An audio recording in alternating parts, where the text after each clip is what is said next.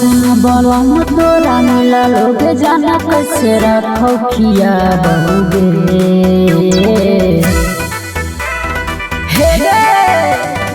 कैसन बलम तोरा मिला लोग जाना कैसे रखो किया बहुगे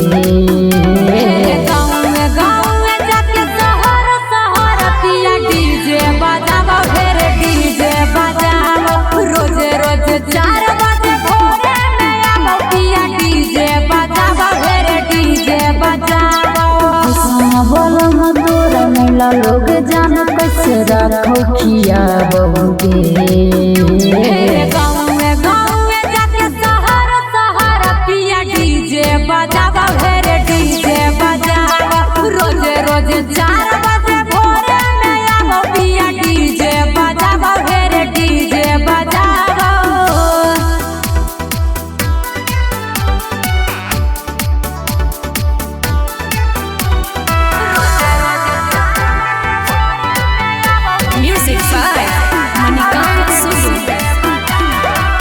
हम जितना चाहो हलियो चाहो हो कि नहीं जान झूठो ससुरा के परी बड़ैया कहूँ सुपर है में हमान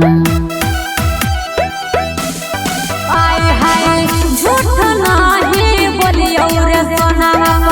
गुनावा बड़ी मानो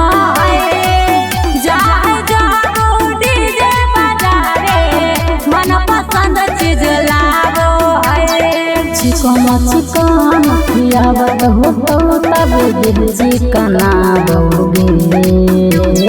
गाँव में जाके शहर शहर पिया डीजे बजावा भेरे डीजे बजावा रोज रोज 4 बजे भोरे में आवो पिया डीजे बजावा भेरे डीजे बजावा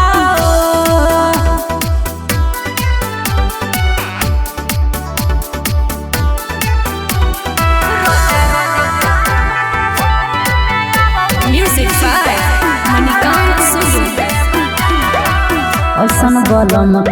दोसर छोड़ के तक हो तो खा के जरा लागे तोरा कौड़त हो तो नहीं जान पलंग पर कर लागे